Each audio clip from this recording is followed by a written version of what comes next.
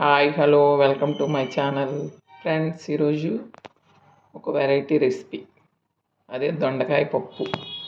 దానికి కావాల్సిన పదార్థాలు ఎలా తయారు చేయాలో చూద్దాం. ముందుగా మనం పప్పు ఇలాగ కడిగేసుకొని ఒక గ్లాస్ పప్పుకి 2 గ్లాస్ వాటర్ వేసి ఒక పావు గంట ఇలా నానబెట్టుకోవాలి. తర్వాత నానిన తర్వాత 2 గ్లాస్ వాటర్ వేసి దీంట్లో కొద్ది పసుపు, కొంచెం కారం వేయాలి. అలాగే దానికి కావాల్సిన పదార్థాలు దొండకాయలు ఇలా కట్ చేసి పెట్టుకోవాలి. అలాగే ఒక ఉల్లిపాయ పెద్దగా ముక్కలు కోసి పెట్టుకోవాలి. ఒక టమాటా, కొంచెం పచ్చిమిర్చి, కొత్తిమీర, కరివేపాకు ఇవన్నీ కట్ చేసి పెట్టుకోవాలి.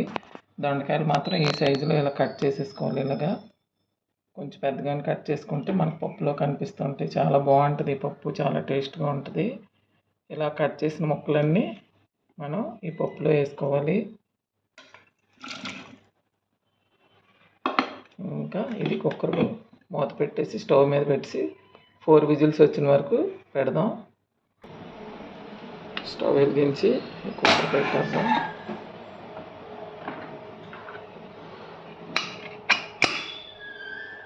ఫోర్ విజిల్స్ వచ్చిన వరకు స్టవ్ మీద పెట్టేద్దాం.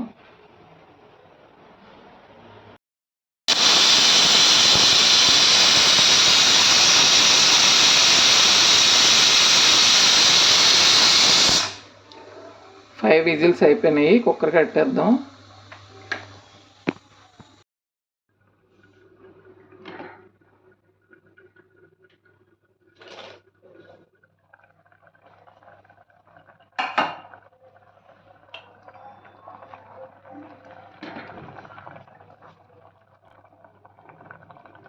ఫ్రెండ్స్ 5 విజిల్స్ వచ్చాయి.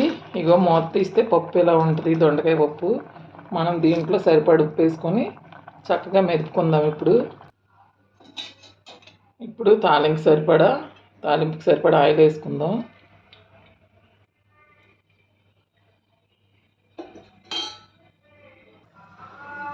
ఆయిల్ చక్కగా వేడెక్కింది. మనం కొంచెం శనగపప్పు, కొద్దిగా మినపప్పు, కొంచెం ఆవాలు, కొద్దిగా జీలకర్ర వేసుకుందాం. ఇవి కొంచెం బాగా ఫ్రై అవ్వాలి.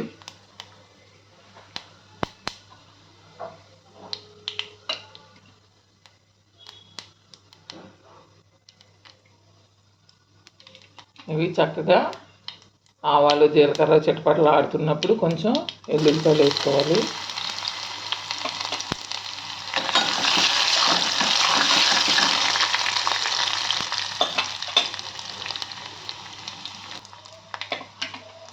ఇప్పుడు కొంచెం ఒక 3 ఎండుమిర్చి వేసుకుందాం.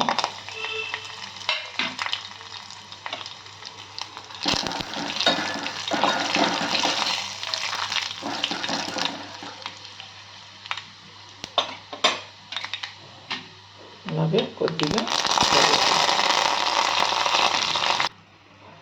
తాలింపు ఇలాగ వేగాలి, వేగితే బాగుంటుంది. ఇప్పుడు మనం ముందుగా మెదిపి పెట్టుకున్న దొండకాయ పప్పు ఇందులో వేసేద్దాం.